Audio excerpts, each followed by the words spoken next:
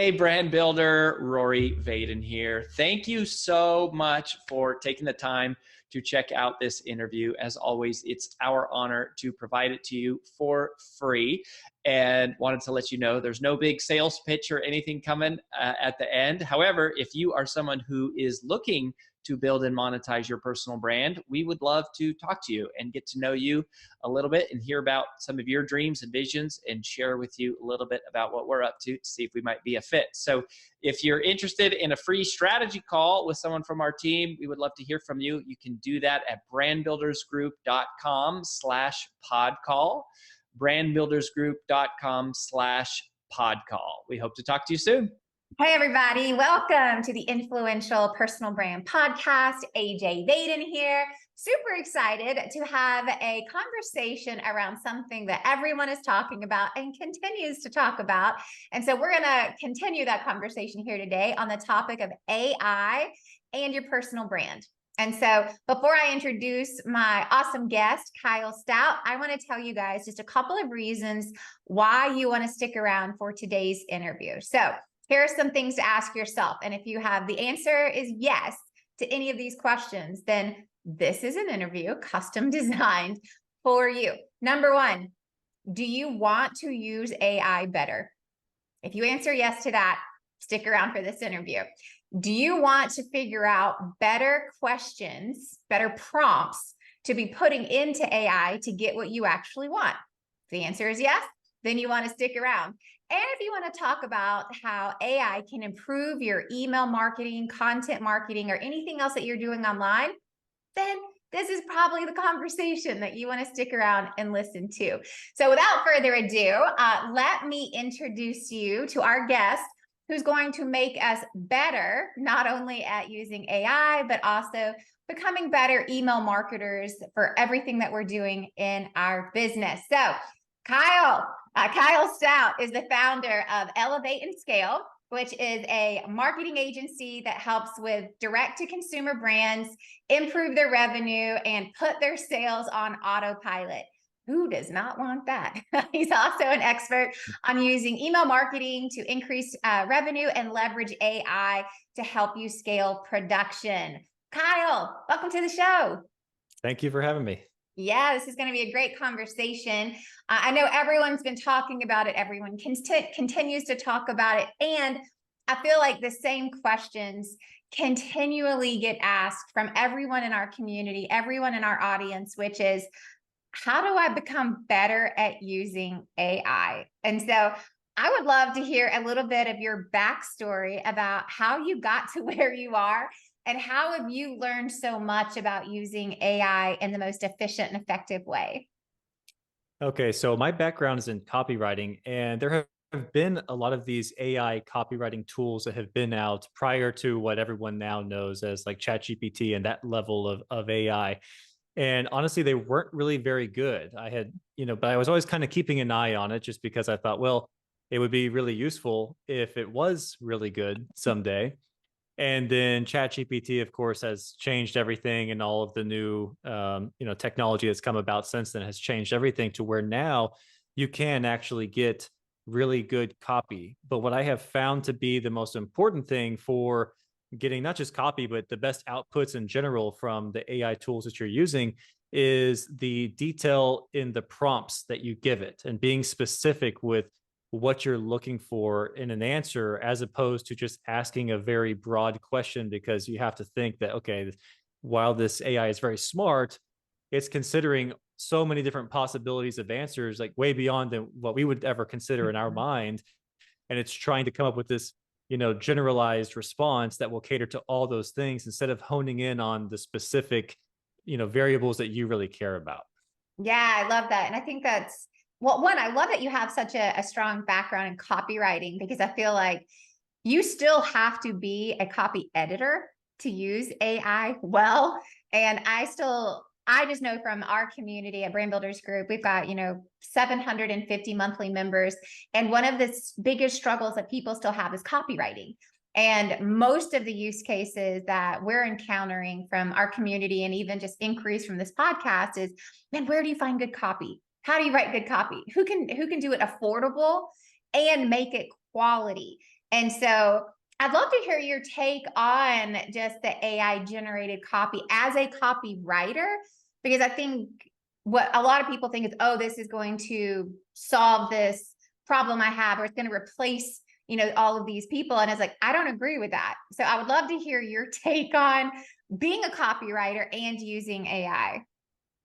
Yeah, so it's definitely not as good as a trained copywriter. And I still have copywriters on my team who are writing the copy for our clients, but it is, I mean, it's honestly pretty good to where in a lot of cases you can get copy that's good enough to where you just need to go in, make some tweaks, of course, add in the personal language that fits your brand. That's the biggest piece, is you want to Mhm. actually humanize it and use language you would actually use and phrases you would use, things like that. And I find a lot of times I'm changing the order of the copy. So I might have it say I wanted to write, if it was like a video script or an email or something, I might ask for three different variations and I might mix Mm. different pieces from the different variations together to get one that I really like in the order that I like. So yeah, I think that again, it's not as good as the copywriter, but you don't have to have a copywriting background to use it. One thing about great copy is that it is very conversational. Mhm. So if it seems off to you, then that's a sign it's probably going to sound kind of off to your target buyers. So, it might be a case of the copy's just nowhere near usable yet. And you need to follow up with details of saying, hey, can you use more humor, or can you exclude, and give a specific example of what they said in there that you don't want to exclude. Like a lot of time, for example, a lot of times with emails, it always wants to throw in a discount, and so I have to tell it in the prompt, don't mention any discounts because we don't want to have a discount in this email. So things like that. So you'll learn just by practicing little tricks of like your go-to things that you always include in the prompts. But really, it's going to get you the base level of information you're trying to convey. It's pretty good at getting that. Then you just need to kind of massage it and humanize it to your brand, and that's where you can really save a lot of time and money, and be able to produce really good copy without having to go hire a full-time copywriter if you're not in a position to do so. Yeah, no, I love that. And I think you kind of nailed it on the head. And a part of our conversation today is you have to know what you want in order to put in the right prompts so you get the right outputs. So let's talk about that for a minute. Like, how do you get the best outputs? Like, what's the key to putting in successful prompts? And like, how do you get better at telling it what you want so you actually get something that's more usable? So there's a couple of pieces here. So before jumping to like having this really detailed prompt, I think it helps to actually train the AI a little bit first. So let's say, for example, you're using ChatGPT and you open a new chat thread. For any business, any whatever it is, if it's your personal brand, whatever, you keep all the conversation in that one chat thread. And I initially like to start off by having it do some research on creating an ideal customer profile for that business. So Mm-hmm. so this is just like a prompt where you can put in, just like ask it to, so I'll tell you word for word. One that I use is provide a detailed example of an ideal customer profile for and you fill in a little bit of details about your business. So, a business that sells t-shirts online, or, whatever your business is. And then I put including information on demographics, psychographics, behavioral patterns, and customer needs and pain points. And that will give you a really detailed output of all of these demographics, and like especially the really important stuff are like the big pain points, the wants, needs, desires, all of that of your ideal customers. So now the AI is familiar with, okay, the prompts you give it going forward, it's going to take into consideration this profile that you're targeting. And then not only that, but you can take that output you just got from it, and then you can copy and paste that back into a prompt and say, now give me, 10 topic ideas for videos or for emails or for whatever it is. And then that will usually give you 10 kind of broad ideas for your category, where whatever, industry you're in. And then those broad ideas, you can actually go back and have it give you 10 more, or even more than that, but I like 10, 10 more specific pieces of content. So now you have 10 different kind of angles to take to talk about that broader topic. And that's how you can scale up or solve the problem of, okay, what do I say in my content? So at this point now, there's unlimited ideas for topics. And when you drill down to those specific subtopics, and then you have the AI write the email or write the video script or whatever about that, now it's going to be a lot more refined. And so you can copy and paste in your ideal customer profile in your prompt. You can copy and paste in the specific smaller, more refined topic that you wanted to write about. And then below that, I would give it some details of like what type of content this specifically is. So if it's a sales email, if it's a nurturing email, if it's a video that's, and I tell it what objective I have for the video. And then that's at the end of that, I'll put in my little personal notes. So for example, I always tell it to use active voice because I find that a lot of times it uses passive voice, which is just not good copywriting. I might tell it to use a specific copywriting formula, and you can Google these if you don't know any copywriting formulas that you might like. Little details like that. So other things would be like, don't mention this, because you find that it kind of gets into patterns where it does certain things you like and does certain things you don't like. So I always tell it not to do the things I don't like. And with that kind of prompt, that's how you're able to get a really good rough draft of copy that now it only requires a little bit of editing, and it's not just completely off the mark to where you feel like you're having to start from scratch each time. How long are your prompts? So here's the thing. If you do this up front, as you go, because it remembers all of your chat history, you don't have to do that every single time. So for a while I was doing that every single time because I was getting such good outputs. I started to think, oh, I guess I have to do these really long detailed prompts every single time. What I have found is that if you take it through that journey of doing some customer research, then doing some topic research, and then having it write specific types of content for you, from that point on, I can say, hey, write an email about this particular product or whatever, and it's already on point. It remembers all the stuff I told it before, so I don't have to be that detailed every time. So, but it does help to at some point be that detailed and to give it feedback of, I don't like, use less humor, use more humor, be more concise, like whatever. And it just kind of picks up on your preferences, and then from that point on, that's honestly, I think, is the biggest difference, where some people have a really bad experience with AI and some people have a really great experience. And the people who are having a great experience, they maybe didn't know this is why it happened, or they aren't sharing that because they just spent so much time practicing and doing all these iterations that the AI is just working more effectively for them than for someone who just starts and they try to jump right into write a script for this video right from the very first prompt without a lot of detail of, considerations of your brand and your target customers and all that. Oh, that's so good. But it's like the more specific and the more detailed you are in the beginning, it's going to remember that. And you're going to have to be less and less of that over the course of time. Exactly. So I always, in ChatGPT, I have like all my saved chats. So for whatever it is, whether I'm planning my YouTube videos, I have a chat that I only use for that. Or if I, for certain clients, stuff if I'm researching ideas for emails, I have a certain chat for each one of them. So, and that way I don't have to go through that whole learning curve again. I just save it and go back and just pick up where we left off, and it's super easy. Love that. Super, super insightful. And although I've heard tons of people talk about, you got to just ask better prompts, you got to have this, you got to have that, no one has made some of the comments that you just did, which I think is really helpful because you have a copywriting background, such as use more humor, be more concise, use an active voice. Like those are all the things that I'm like, yes, that right there would even help. Like, it's like, we do a ton of copy. And we've been using custom GPT to kind of like train our own copywriting like bot. And, but even some of those things, I'm like, I need to go back in there and be like, for these, you use active voice. And for these, it's like, be concise. For these, like all of that is so helpful when you look at it through the lens of like true copywriting. And I think most people aren't doing that, which is why they're like, you can read, when it's a Chat GPT copy text, like, I'm like, yeah, it's like, but it's because people aren't using these type of nuanced, just little tips. That's awesome. So super helpful.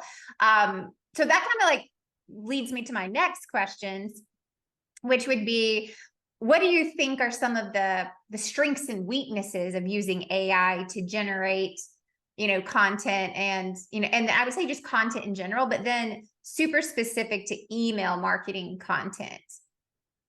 Yeah, so the biggest strengths and the things that I really love about it the most are doing the initial ideal customer profile type of research. Because when I first am working with a client, that's a big time consuming task that we do before we write any copy. We need to nail down the messaging strategy. And a lot of that is just really dialing in on what are the big wants and needs and pain points, because that's what's going to drive all of the topics we write about. Because even if we're selling supplements or t-shirts or whatever, it doesn't matter what it is. If it's an online course, whatever, we've got to write the message in a way where the person who's receiving the email feels like you care about them. They want to know what's Mhm. in it for me.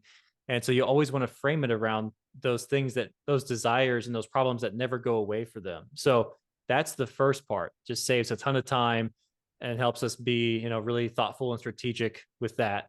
Then coming up with, sometimes you just, especially if you've done a lot of emails for your business or for a particular business, you get to where you're like, okay, now, how do we find another way to talk about the same things? And that's where ChatGPT is really Mhm. creative. It's like you can ask it, come up with email campaign topics based around the time of year that we're in, or based around Oh, something that's yeah. going on in the world, or based on a recent promotion they had, or we're targeting certain types of customers of theirs, people who have never purchased, or VIP buyers. So adding in those little, because at first, if you just ask it for topics, it'll give you a bunch of topics, but then you'll run through those. So that's where you have to start throwing in extra things like, I need topic ideas with this extra little detail to, narrow down the list of topics. So those are the two best things. I really like it to get alternative headlines, subject lines, things like that. So copy we've written, but we're like, it's good, but we don't love it. Let's Mhm. get some ideas. And it doesn't always mean that we're going to use what ChatGPT gives us verbatim, but it will give us ideas.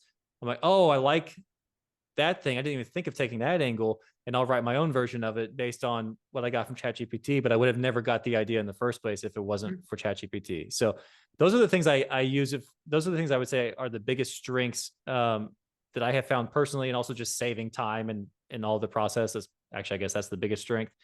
The weakness would be that the copy is still not to the level that you can just copy and paste it in and send it off and be good to go. Like you do need to, like you said, not everyone can, but all marketers can, they can tell whenever it's AI copy, and it is a little bit more generic. And so it's not a matter of will your customers know it's AI or not. It's just not going to resonate with them in the Mhm. same way as if you personalize it more and you add in your personal touch and your own signature phrases and how you say things. That's what's going to take it from just okay copy that explains what you're trying to communicate to copy that really connects with the person and forms that emotional connection where now they want to do business with you over the other coaches who offer the exact same service you do, but they just like you better, right? So that's what we want to do with our copy. So that has been, I would say that's not a huge weakness. But that's something to keep in mind. Another weakness, just for me personally, is there are some tools that are great for creating original art, but for creating the kind of graphic design I need, so designing really nice emails, and I just haven't seen one yet. There are some that are kind of, testing the waters right now, but I have not seen any that come close. I mean, it's just nowhere close to what a good graphic designer would do on our team. And so that would be a huge Mhm. time and money saver if we had that. So hopefully in the near future. But that's definitely something where, I mean, if you just need original artwork, Midjourney is amazing. Yeah. But again, it's like there's a learning curve of how do you even put the prompts in to get the output. The same way that I know copywriting and I know the little nuances to ask it. If Mhm. you're not a photographer and you don't really know the nuances of a lens and different colors and Mhm. aperture and all that kind of stuff, which I don't know anything about, then you won't be able to get as good of a prompt as someone who does have that background. Yeah, like one of the things, and I'm so glad that you brought that up too. Our team plays around with Midjourney a lot with just like we've been making like taking all of our clients' photos and turning them into like superheroes. Hmm. right? It's like great for little things like that, but like real graphic design, no, not so much. No. But one of the things that you kind of said, it's like, and this is what I heard anyway, so tell me if I'm wrong, but it's like almost like you already have to be an expert in your field, and then AI can just help save you time. But if you don't know some of these nuanced things, it's not going to give you what you want.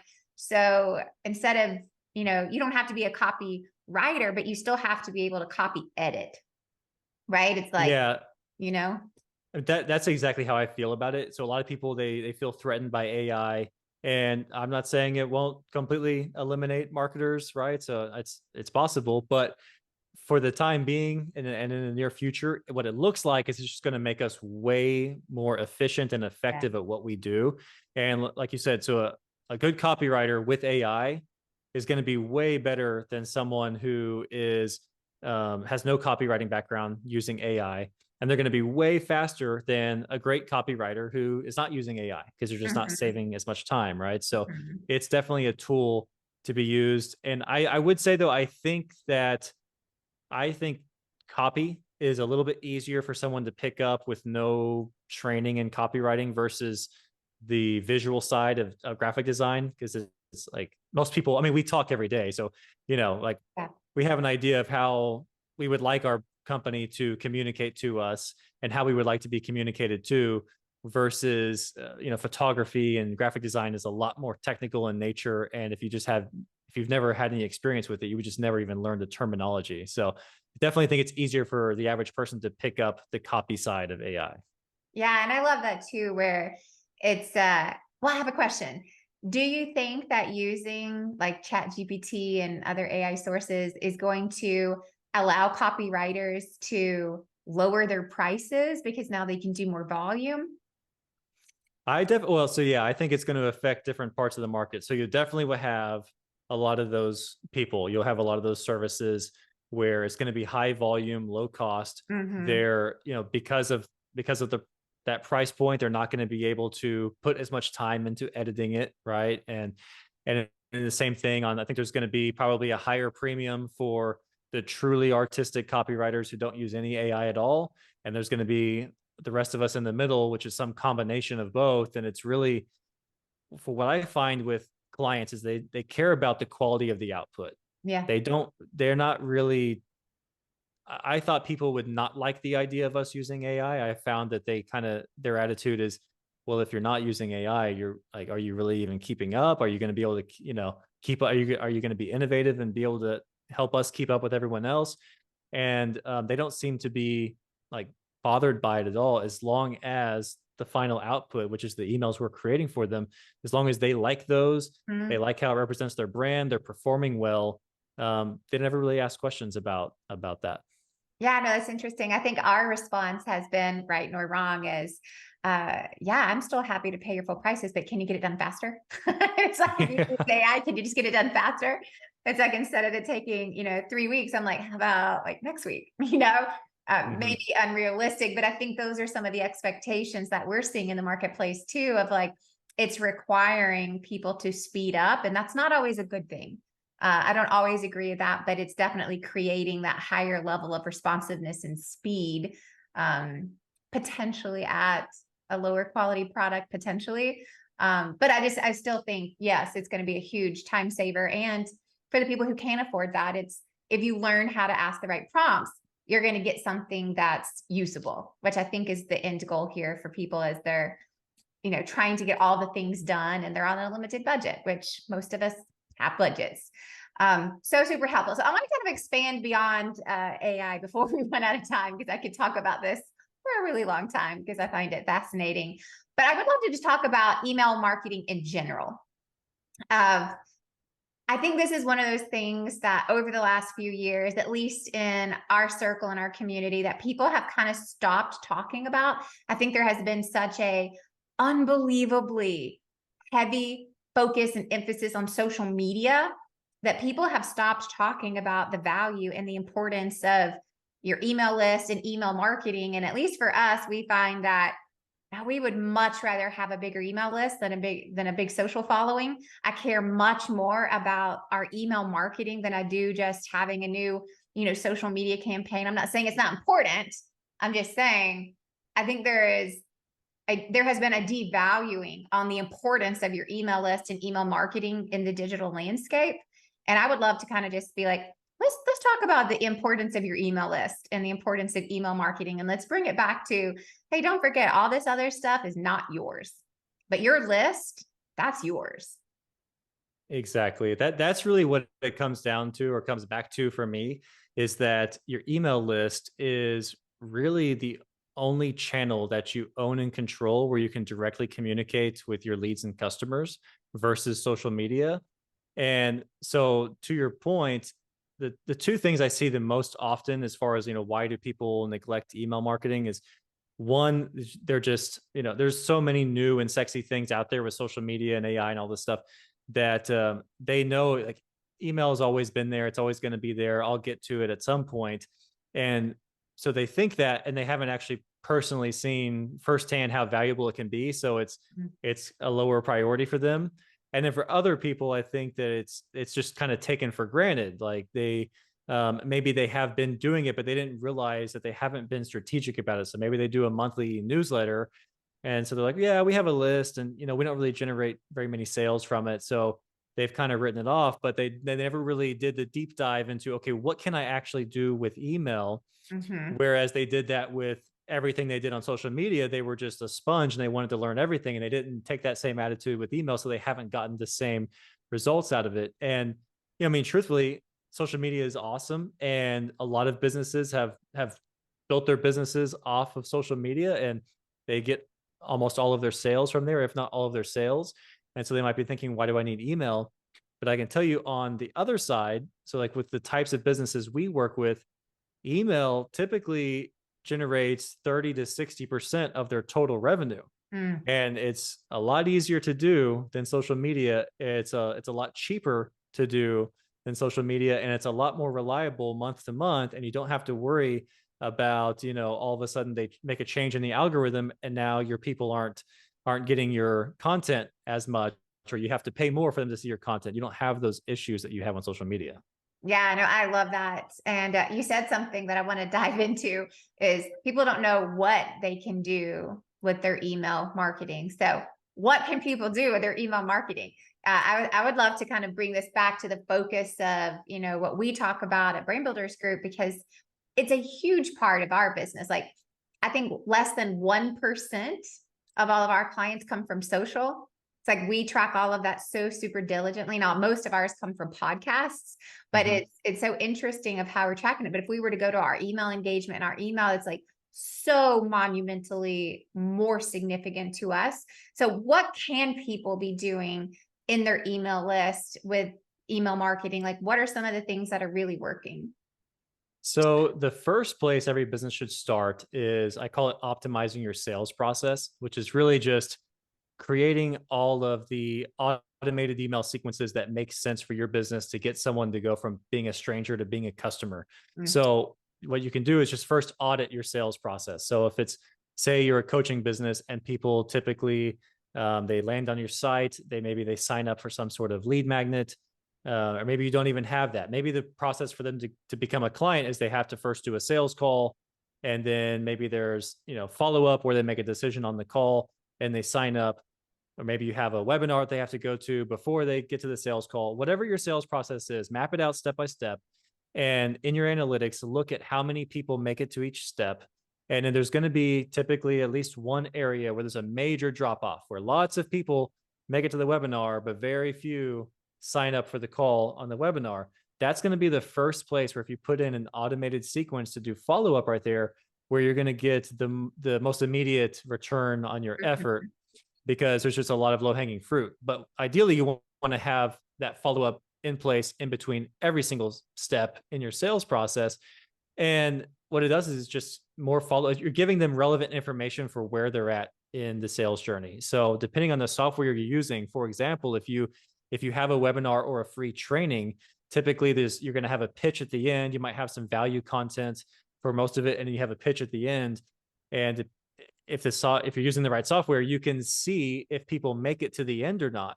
So if people don't make it to the end, you can send them follow-up information to send them the information that would have been in the pitch that they didn't see. So a lot of times we assume, oh, when no one signed up, we assume they weren't interested. Well, maybe they didn't even see the offer in the first place. So yeah, that's the first place, and that's really where, I mean, to me, that's the not only the highest priority, but you're going to get the most return for your effort, because once you set it all up, it's just running 24/7. Beyond that, you want to look at, okay, now how are we going to start doing email campaigns on a regular basis to the different people on your list? Yeah, no, I love starting with the sales process because at the end of the day, most of this is for some sort of conversion. It's nurturing conversion, nurturing conversion. So I love starting there. What would you say for the people who are going, okay, I have something in place, but it's not really working? What would be some of the best things to put in the emails as you're thinking of, like, okay, maybe you have a webinar and they didn't show up, or maybe you have an application that people have to fill out and maybe they have to schedule a call and like all the things. And if they didn't buy, what's the follow-up? What would you say for the people who are going, yeah, I have that, but it's not really doing it, it's not working? What would you say to go back and look at in terms of like the actual words and content in the emails? Okay, so let's say if you had the webinar, people sign up, but no one's really responding afterwards. First thing is, because you might need to, there's multiple tests you might have to do here, but first let's just assume that they like the webinar, and we're just going to try to change the outcome with the emails. Is I would look at, okay, at this stage, what information do they really need? If these are people who have signed up that aren't really very familiar with you, or maybe they've followed you on social a little bit, then you want to have an introduction to your brand, tell a brand story. If you don't have one, I would create one. There's a great book called Building a Story Brand, which should walk you through this framework of like, how do I talk about my brand in a way that's interesting to people? Let them know about all of the unique value props of your business. But really, you also want to make sure you are addressing questions and objections. So all of the big questions people have, all of the sales objections, address those early and often in those emails, because a lot of times you won't get the opportunity. They won't give you the opportunity to answer those questions, right? So you're not going to hear them ask, but they still have those questions. So all of that stuff needs to be given to them early, so it's very easy for them to make a decision to move forward. And then the overarching thing here is that all of the emails should be framed around them. So even though I said you want to introduce your brand, tell your brand story, all that, I don't mean you just go on and on about yourself and how great you are. It's all about what you bring to the table and what that means for them, what they are going to get out of it, what they are going to experience. So talk about the before and after of their scenario. So if you offer some sort of service, whether it's coaching or professional service or whatever, people are paying for outcomes. They're not just paying for the service. So you want to tell stories and involve the emotions of what someone is experiencing in this before state, before they have the results they want, and what they're going to feel and experience after they have those results. And so that's just going to resonate a lot more with people, and it's going to make your marketing a lot more powerful. And then if all that doesn't work, maybe it's the offer. Maybe you just need to try a different offer on the front end. And the people who already signed up and didn't engage with the first one, they're not lost. You can always just you can pitch them on a new free offer and then get them involved in a new sequence. And you can bring, of course, other new leads into that as well. But that's a great way. Sometimes it might take 2 or 3 offers before you find the one that really resonates. And so if you keep testing these emails and nothing's working, it's not always the emails. Sometimes it's just the way you started the relationship with them in the first place was either targeting the wrong people, or it just positioned you with the wrong offer for what they're looking for. Yeah, super insightful. And I subscribe to all kinds of weird offers just so I can watch the email sequences, just so I can read them. This is the business that we're in. And one of the things that I find is that the people who focus so much on what problem am I solving for you and what is life going to look like after, even if I'm not interested in buying, I'm kind of like, oh, I like that, or that is me, versus the people who just talk about, and here's the great, things that we do, and here's who we work with. And I'm like, I don't care. Like, I want to know what you're going to do for me. And even if I subscribe to so many of these just to audit them, but it's interesting how often I'll find myself going, yeah, tell me more. Tell me more. It's like, I'm not a prospect, but yet I'm interested. And it's really easy. And I would just say, like, for anyone listening, if you don't do that, do that. right? Be a study of this process. There are plenty of people who do this well and plenty of people who don't do it well. So just start kind of like testing things out there and just, kind of like put yourself in a bunch of funnels, because you'll see really quickly, like, how many are they sending? How long are they? Which I have a question for you about that. But also just reading like the meat of the emails is so insightful. And I love what you said. It's like, you can't make it about you. You got to make it about them.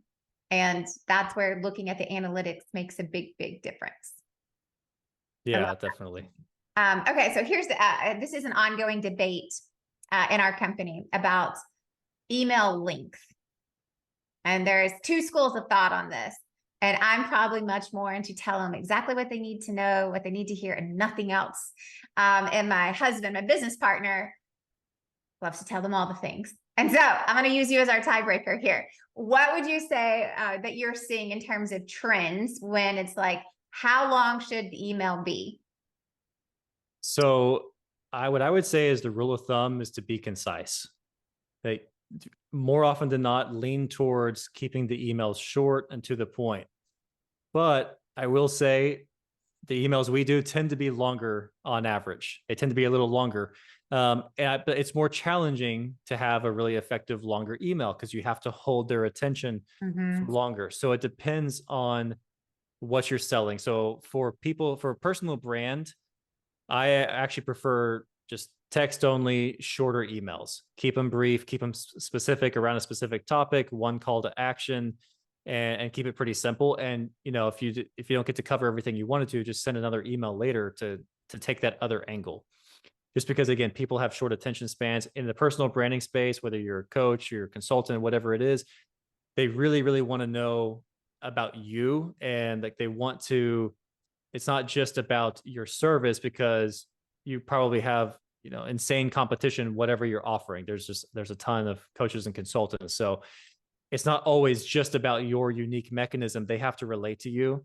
And so if you can keep these emails, if they're not reading the emails, they're not going to relate to you. So if you keep them shorter, keep them specific, keep them friendly, conversational, that's a great way. But just to throw it out there, and maybe this will give your husband some fuel, is I will say a lot of our emails are longer, but a lot of times it's because, for example, because we work with a lot of product-based businesses. So a lot of times we're doing a combination of having educational content in the email with a relevant offer at the end. So for example, if we're selling supplements, there's a million, angles we can take for topics around, it could be as general as, fat loss or building muscle, but we like to get specific into things like, how to shop for healthy groceries on a budget, those kind of things. So the email will have an intro that's going to catch their attention, resonate with them. It will have maybe, 3 to 5 tips. And because we do a lot of heavy graphic design with our e-com emails, the copy is broken up. So it's very easy to scan the content. But if you were to actually see the copy written out on a blank page, you would think, wow, that's a lot of copy. It just doesn't seem that way whenever it's designed out, because it flows seamlessly. There's graphics to point their eyes in each direction. There's subheaders to where they don't need to read each paragraph. They can get all the information for the most part by just skimming it. So that's the thing I would say, is that the longer the email is, the more there's a burden on you for every line to be really good to keep moving them forward, or to use some graphic design to assist in the readability of the email. Because ultimately, again, if they don't read it, you're not getting your message across. You would be better off just keeping it short and making sure they actually get the information you want them to get, rather than knowing that you're holding a little bit back that you'd love for them to have. But if they're not going to consume it, then you might as well just save the space. No, those are super great. I think one of the things that I've noticed, I don't know if this is accurate or not, but the higher the price point, the more the copy. So that's been a long time thing with copywriting. So like the really, if you go to a long sales page for a big offer, especially if it's like, multiple thousands or 10,000 plus. Yes. So you're expecting this super long sales page with maybe a really long video sales letter on the sales page. But what's interesting is that doesn't have to always be the case with the emails. In fact, I actually learned this from Frank Kern. I did this program with Frank Kern, and it was a huge investment. And his emails were all very brief. But of course, it was Frank Kern. He's a legend in the marketing space and the copywriting space. So I was already pre-sold based on that. But he kind of taught us this format of, you have the offer section of the email stays pretty consistent from email to email when you're selling these high ticket services, meaning that you'll say, like, in this program you'll get, and then you list off like 4 or 5 bullets of the benefits. But it's the copy that goes before that where you're having a different conversation each time. So you're trying to target a specific pain point, specific benefit each time. Then you lead to the offer, but really the email itself is pretty short, but he's having you do a high frequency of emails. So as opposed to it being one long email or maybe 5 long emails, it's like 10 shorter emails, within a certain time frame. So yeah, I definitely feel like that, while that is the rule of thumb, you don't have to feel the pressure of doing really long copy if you're selling something high ticket. No, I love that. And I think in general, I find myself anyway preferring, I'd rather get a higher frequency and keep it short. If I can, we follow the window pane policy, right? It's like, if I have to scroll, I'm probably going to come back to it later. But if I can get the gist of it, and just like what you see as you're pulling up your Outlook, it's like, that's going to give me the gist of, oh, I do want to read that. Versus, my goodness, if I see some of these emails where I'm like, I'm scrolling, I'm like, I'll get to it later. And then eventually I just end up deleting it. But that's just me. That's just no, I mean, that's pretty normal. I think really it's like, you have to have usually there's a sales call involved with a high ticket offer. And I think that's where you need to have a really good sales script and sales call, experience dialed in for people. And those short emails, it's not so much selling the full high ticket program. It's like, we're just trying to sell the call right now in those shorter emails, and then let the sales call do its thing, right? So, because people will try to do too much in email. And like you said, if you don't read it, then the whole purpose was defeated. Good tips. Okay, I've got 2 last questions for you. Okay. What would you say is the number 1, or even number 2, like number 1 and 2, but what are the top biggest mistakes that you are seeing right now when it comes to email marketing? Probably the most common mistake is relying too much on discounts in emails. A lot of people have this idea that if I'm like, they think that they're going to be annoying their list by sending an email. So they think, if I'm going to email them, I have to make it really good. I have to make it special for them, or they're not going to buy, which is not true at all. But if you have that preconceived notion, you can see that play out, because that will frame how you write your copy. But a lot of times, people get addicted to the spikes in sales that come with offering a big discounted promotion. And then you end up training your list to only buy when there's a discount when you do that. And so I see this all the time, over and over, where it's difficult to wean people off of those discounts. So you're better off not getting to that place in the first place if you haven't already done that yet. So that's probably the most common one. Another one, which is maybe a little bit lesser known, would be that not sending every email to everyone on your list. So it's another assumption people make, which I can't fault them, because if this isn't your world and you're not nerding out on email marketing stuff, then you would just assume, well, I have this really valuable asset, which is my email list, and so I'm going to get the most value I can out of this. So every time I send an email, I want it to go to everyone that can possibly reach it, because that's how I'm going to get the most amount of sales. Yeah. And again, that's actually not true. What would be better is to segment your list and create different segments of groups of buyers. So you can segment them based on how recently they've engaged with you, based on their past purchase history, based on where they live, their gender, all kinds of things. And then you craft the content of the email more specifically to that group. And now you can actually send out more frequent emails, but not everyone is getting every email. And the emails they are getting are a lot more personalized to them. So that's a way to not only get more sales per email send, but have a way to scale up the volume of emails you send without annoying your list, because not everyone in your list is going to be getting all of those emails. Love that. I love, just don't try to make it so general that applies to everyone, but cater to the different segments of your list so you can make it more personable. Love that. Such a good tip. And all right, here's my last question. So I love those. Those are really good. What would you say that you would tell someone who's asking, okay, but what kind of emails do I send to my list? Now that I have all these people on the list, let's say they're not in like a sales funnel, but I just have a large list, like, or even if I have a small list, what do people want? Like, what do people want when it comes to emails today? Okay, so you first have to have the attitude of, I call it always be testing, kind of like salespeople say, always be closing, where you have to be willing to have some emails just not perform well Mm, and know that you're testing new topics. So if you've done the initial research of, defining your ideal customer profile, you have some idea of the big wants and needs and pain points they care about, then first just start with the big ones and start crafting some content around a specific pain point or a specific benefit that ties to what you're selling. And just first start with those. So keep it more like evergreen. These are emails that would be relevant today and a year from today, and they would always be true. So first just start testing those to get an idea of, okay, of the big topics, what does my list care about the most? And you'll know, because you can't judge the first email, because if you haven't sent an email in a long time, or if it's the first one you're sending, you have nothing to compare it to. So send one email a week for a month. mm, At the end of the month, look at, out of those 4 emails, okay, which one performed the best? What was said in that email? What was the offer if it was different?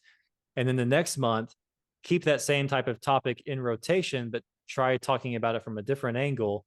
And then maybe mix in a couple of other, slightly related topics, and then try something completely, brand new, left field, as another one to test. And as you go on, you're going to start narrowing it down to certain benefits or certain things about your service that they care about most. And a lot of times it's surprising. A lot of times the things that you think are most important are not really what they care about.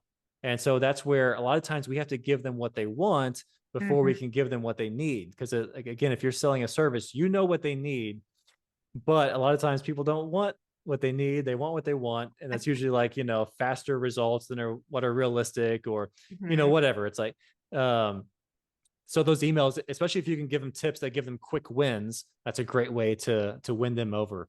But just to give you something specific to use, I call it having a conversation starter.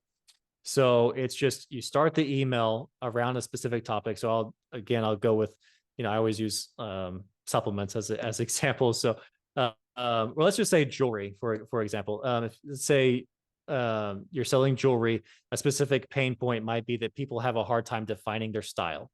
So Mm. you just write an email, just give them a few tips about how they could define their personal style, and then at the end of the email, you share some jewelry options that are great for matching with different outfits or different styles or whatever. They're very versatile. And so Mm. now you have it's a non-salesy, very relevant offer for them.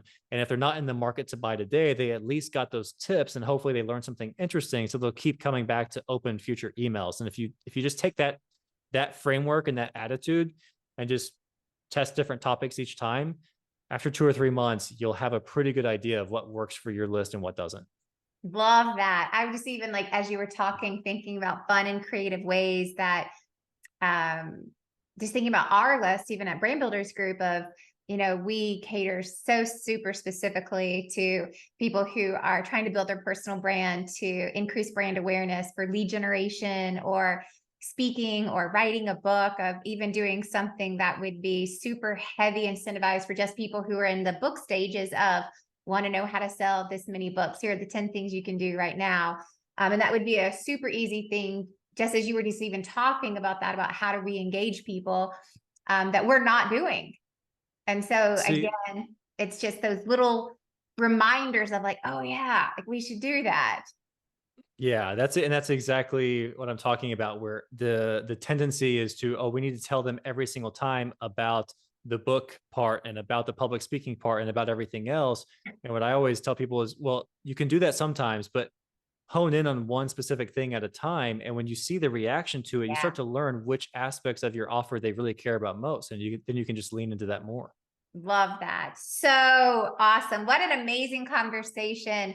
Thank you so much. This has been so helpful and so insightful. And for everyone listening, I will put all of this in the show notes, but also there is an awesome free resource that Kyle has provided. If you go to winbeforeyouSend.com, so beforeyousend.com, you can download a really awesome checklist that you can go through before you launch your next email marketing campaign. So go grab that resource. It's going to be what we covered today and so much more, but winbeforeyousend.com, grab that resource.